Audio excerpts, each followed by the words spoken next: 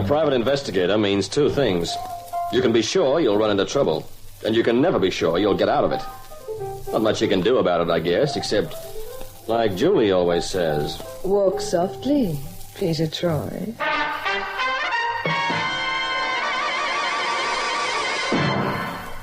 Peter Troy investigates a partridge in a pear tree.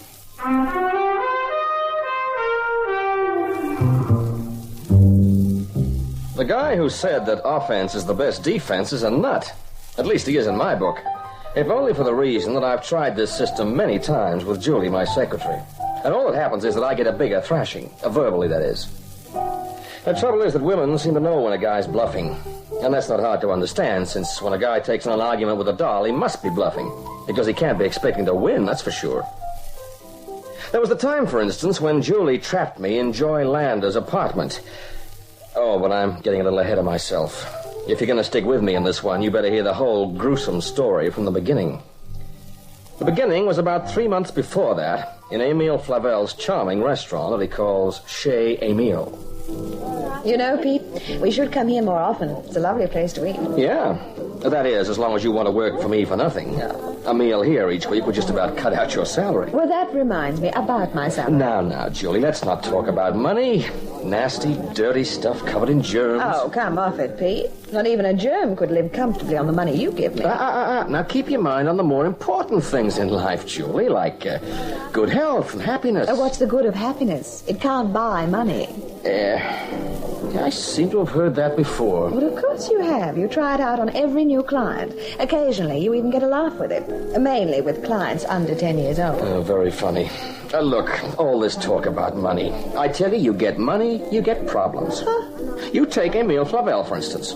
He's a wealthy guy. He has restaurants, business interests that make a list as long as my arm. Your arm or mine? Well, I don't know. Let's say your arm. I don't want to exaggerate.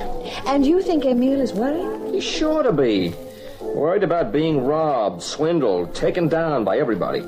Now, that's the kind of worry he's got, I'll bet you. Oh, well, here he comes. Let's ask him, huh? Peter Troy, my good friend. And Miss Julie, how are you both? Hi, Emile. Good evening, Emile. We're both fine. We had a lovely meal. Oh, but of course. If you did not have a lovely meal at Chez Emile, then it would be strange. Your charm, Emile, is exceeded only by your modesty.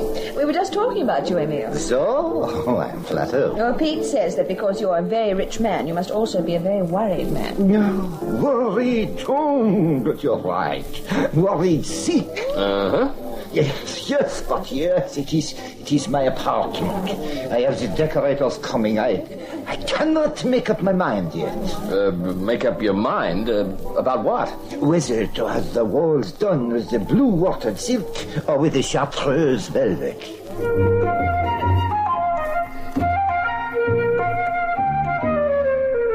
The scene changes. It is now many weeks later. Our two characters, Peter Troy and Julie, find themselves in their little workaday office. And the atmosphere is rather unusual. For with us, there's a very attractive girl by the name of Joy Landers, whom normally Julie would be shooing out the door as fast as she could in order to keep my blood pressure something like reasonable. But instead, Miss Landers is crying fit to kill, and Julie is making with the motherly bit. Me. I'm wishing they'd both get the heck out and let me get on with my work. I'm sorry to carry on like this. You must think I'm a great fool. Oh, not at all, Joy. We know what you've been through. Don't we, Pete? Oh, yeah, sure. It's just suddenly too much. I can't take it anymore. Being married to Chase Morton's a burden I've had to carry for years. And now he loses me my job. Well, now, that's not exactly the way it sounded to me, Miss Landers.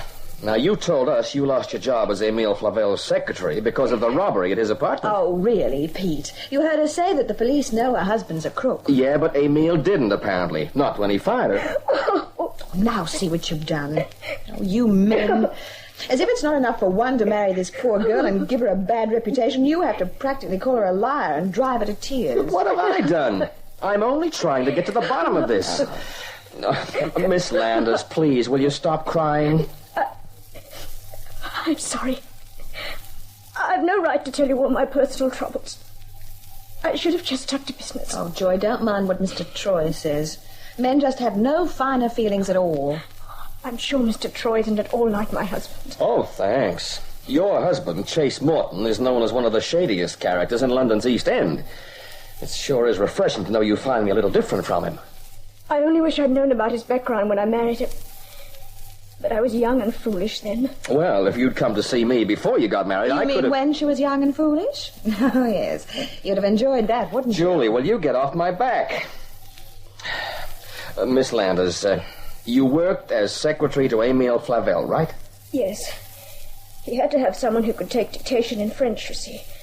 And my French is very good. I'd been separated from Chase for a year, and I was trying to make good on my own. Good for you. Never mind the barracking, Julie. Now, a week ago, this peacock in a bush, or whatever it is... Partridge, a partridge in a pear tree. Yeah, okay, a partridge. It was beautifully made. Carved out of a single piece of ivory. Some Englishman had it made in India over 200 years ago. Isn't that fascinating? A partridge in a pear tree. It was like the old song, The 12 Days of Christmas. Yes, that's what it was. This merchant in India had a print of the bird in the tree, and he had an Indian craftsman copy it in ivory. Oh, what do you know about that? Well, some of those Indian carvers are wonderful, I believe. Well, Pete, where are you going? Where I can find out something about this case without having to sit through a travelogue first. Oh. I'm going to see Inspector Caswell.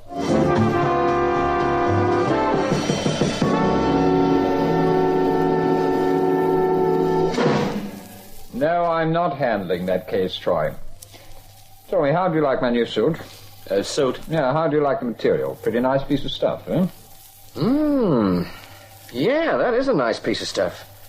When are you going to have it made up? Very, very funny. I'll have you know, Troy, this suit was made for me by one of the best tailors in London. Oh. Hey, was that time you took the trip to Manchester? Now, see here. No, Inspector, you see here. Look, I came asking you for some good oil on an important case of mine, and you start beating your gums about your wardrobe.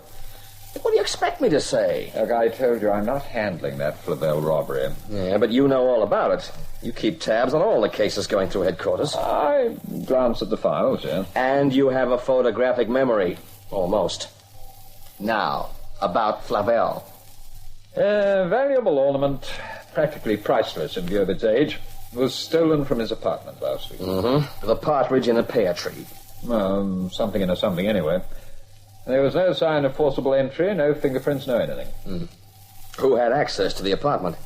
Only Flavel and his secretary, Miss... Joy Landers. That's right. Your client? Just the facts, please, Inspector. Yes, I thought she would be. Very much your type. Well, it appears the only two keys to the apartment are held by Flavel and Miss Landers, or were till he sacked her. Which he did on the assumption that she'd swiped this partridge thing. Yeah, a pretty reasonable assumption at that. After all, nobody else could get in unless Flavel or Miss Landers was there to admit them. Not even cleaners and so on. Mm-hmm. Now, this Joy Landers, she's married to Chase Morton. Yes, and that doesn't do her much good. Been keeping an eye on her for just that reason. Oh? You think Chase might have been in league with her to steal the ornament? Well, it's hard to say, but it's possible, of course. That kind of theft has never been in his line, but if he had a way of selling it overseas, he could get a fortune for it. But I understand Flavel fired Joy Landers before he even knew about Chase Morton being her husband. Yeah, that's right. Oh, but you know, these Frenchmen are very impulsive, you know. As soon as we could show that nobody had broken into the place, he kicked Miss Landers out straight away. Well, why aren't you holding her? No, on what charge? We can't prove she took the ornament. But as I said, we've got our eye on her. And unless somebody can show us how somebody else could have taken the thing, she could end up in serious trouble.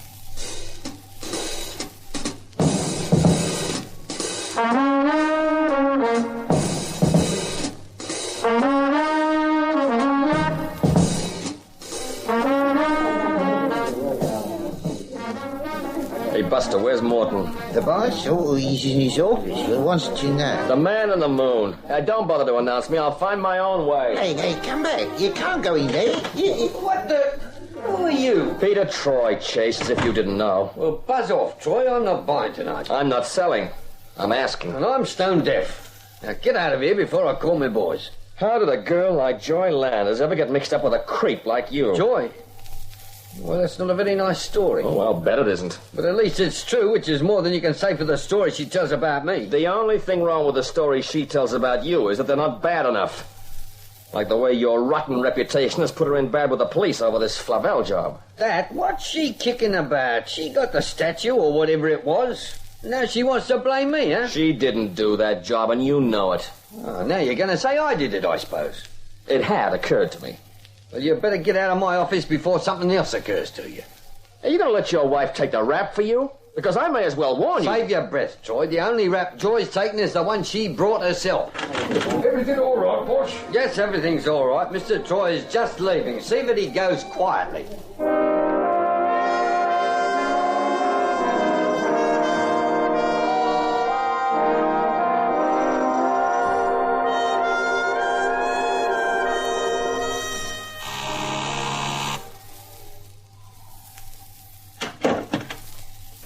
Why, Mr. Troy, this is a surprise. Yeah, not too unpleasant, I hope. Why, no, not at all. But it is rather late. Well, I felt it was high time you and I got together and had a nice, quiet little chat, Joy. You don't mind if I call you Joy, do you? No, of course not. Well, may I come in? I know it's after 11 o'clock. It doesn't matter. Come in, by all means. Oh, thanks. It's a nice, cozy little place you have here. Well, let's sit down and make ourselves comfortable, huh? All right. Oh, boy, it's good to get the weight off my feet. Would you like a drink? Oh, yeah, I would. A drink would be just the thing. What would you like, Mr. Troy? Strychnine or arsenic? Julie! Yes, Julie. Didn't Joy mention it? I came over to stay the night with her because she was so upset. And what did you come for?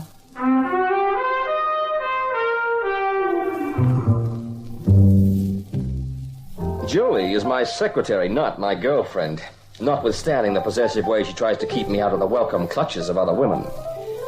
And furthermore, I'd not come to Joy Lander's apartment for any purpose other than to try to get some sense out of her on the score of her present association with her husband, Chase Morton.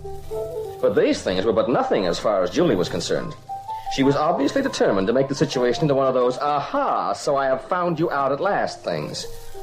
And it was because of that I decided to try that offense is the best defense bit.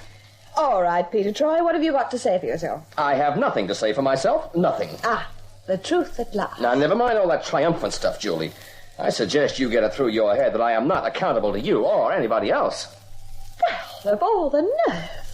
So that's the thanks I get for giving you the best years of my life. The what? I slave for you every day in that grubby little office. And when I say slave, I mean slave. Julie, I work my hands off for you. I do work that any decent employer wouldn't expect three girls to get through. Look, slow down. I give my all to you and your tin pot work, looking after your interests every minute of the day, keeping your files in some semblance of order. If it wasn't for me, Julie, there'd be absolute chaos in that place. And what thanks do I get for this devotion? I'm told I'm superfluous. Well, no, I didn't say that. I'm no longer necessary. I'm to be cast aside like a... like an old coat. Oh, thank you, Joy, like an old coat. Well, if you think you can get away with that... Julie, I apologize. I take it back. Oh. Well, all right. In that case, all you have to do is tell me what you're doing here in Joy's apartment at nearly midnight. Yeah, we haven't gotten very far, have we? What do you mean by that? Oh, never mind. You wouldn't understand. The truth is, I came to ask Joy some questions. Questions that couldn't wait till the morning? Well, it was a case of striking while the iron's hot. I've just been to see your husband, Joy. Chase, what for? I was just bluffing. I wanted to get his reaction to my suggestion that he was letting you take the rep for him on this Flavel job. You mean you think Chase did it? Well, he seemed to know all about it. He is a crook, but he hasn't been involved in the theft of works of art before, as far as I know. Yeah, that's right, but then he could be getting big ideas. And it's because of him that the police are watching you. Watching me? Well, yeah, didn't you know? No. At least I hadn't thought about it. Oh, dear. Now I'm being shadowed like any common criminal. Well, common criminals are seldom shadowed, Joy. It's mostly the uncommon ones. It's too dreadful. I'll never get another decent job. Pete, why don't you stop upsetting her? Now, don't worry, dear. It's not as bad as it sounds. When was the last time you saw Chase, Joy? I don't know. About 3 months ago, I think. He came to see me. Mm-hmm. Why? Well, first he said it was just that he wanted to make things up with me. Oh, the brute. Julie, please. Go on, Joy. What then? Then he said he wanted me to see that a company he's interested in got the contract to redecorate Mr. Flavel's apartment. Oh, and you agreed? Well, yes. At least I said I'd see what I could do. It seemed a reasonable sort of thing, and I was pleased to see Chase interested in legitimate business. Did Flavel give his firm the contract? Yes. It's a reliable firm, apparently. I don't know how Chase ever got shares in it. But when I suggested the name, Mr. Flavel agreed straight away. Mm-mm. And you haven't seen Chase since then? No. He did phone me and thank me for the contract. That's all. I see.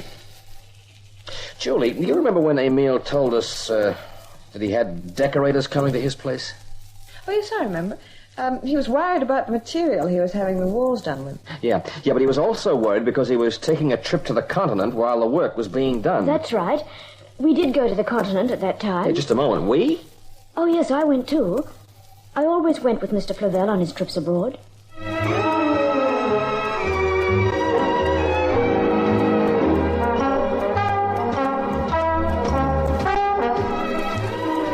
I must say you're making an uncommon nuisance of yourself, Troy. Nuisance? It's all in the interest of justice, Inspector.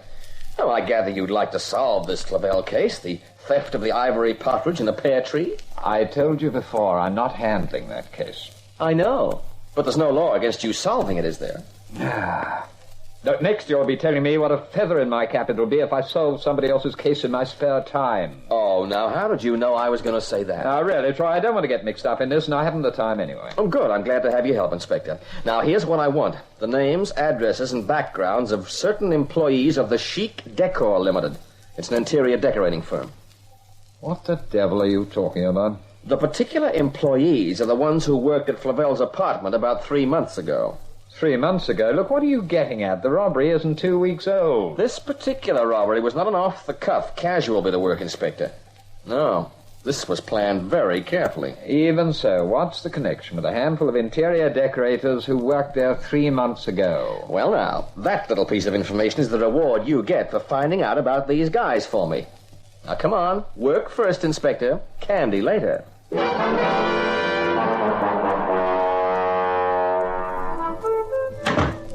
Oh, hi, Julie. Hi. Oh, you still mad at me? Can you think of any good reason why I shouldn't be?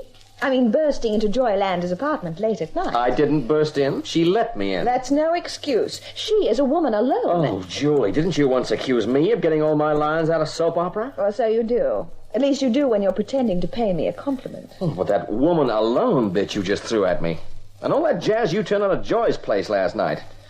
Honey, the soupy dialogue I've listened to from you these last few days is enough to turn me off women for life. Put that in writing and I'll swear off soap opera forever. Oh. Anyway, what about Joy Landers? And what are you doing to help her? Oh, don't worry about that. I got that situation right in the hollow of my hand. You're sure you don't mean in the hollow of your head?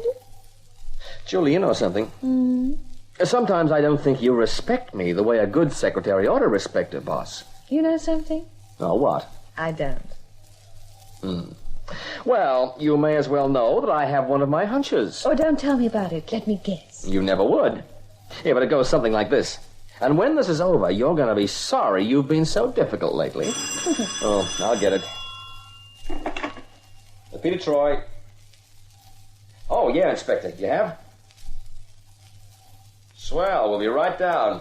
Come on, Julie. Let's get down to the inspector's office. He has some very interesting information for us.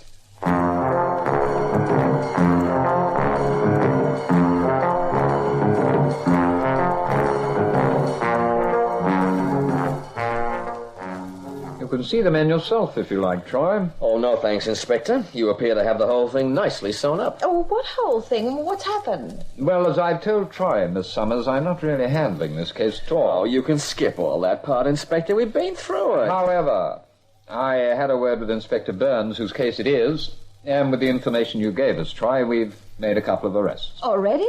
It didn't take long.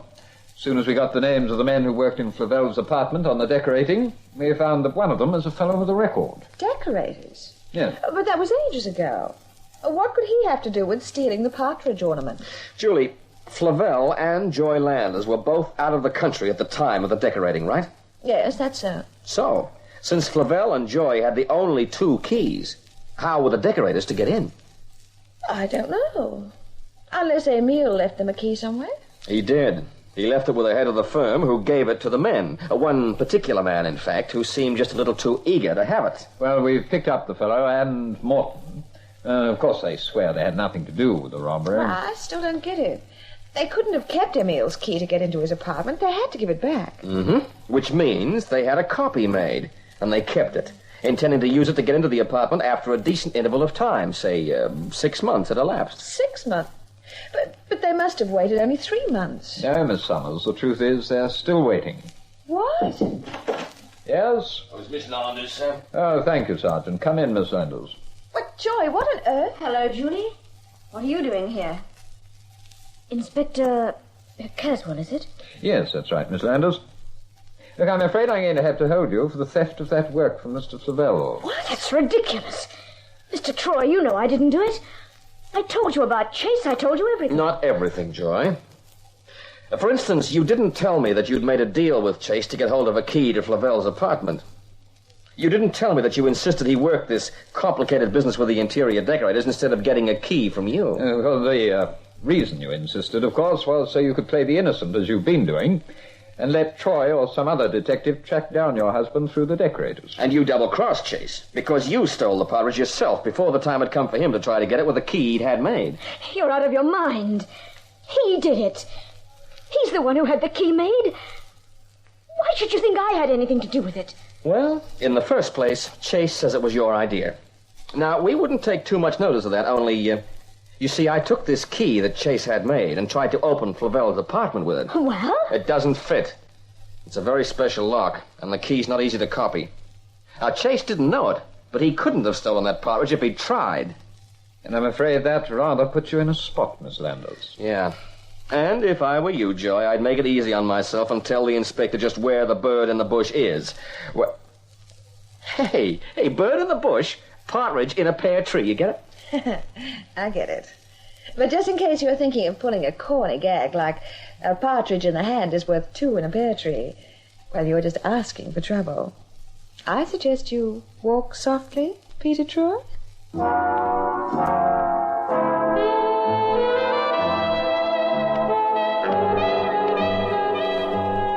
A partridge in the hand is worth 2 in a pear tree. Oh, brother, Julie's right. That's enough to get you murdered any day of the week. Anyway, it was like old times with Julie knocking my jokes like that. It's funny. After she walked out of the inspector's office, she never mentioned Joy Landers again. And I was left wondering if somehow the whole thing hadn't been a dirty trick played on me. Was she really surprised when Joy was arrested? Or did she guess it all before I did? Well, not being able to read Julie's mind, I wouldn't know.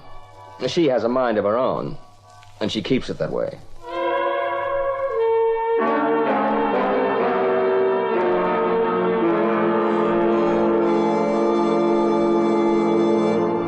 Walk Softly, Peter Troy is an Our Transit production written by Creswick Jenkinson and directed by Russ Reiter.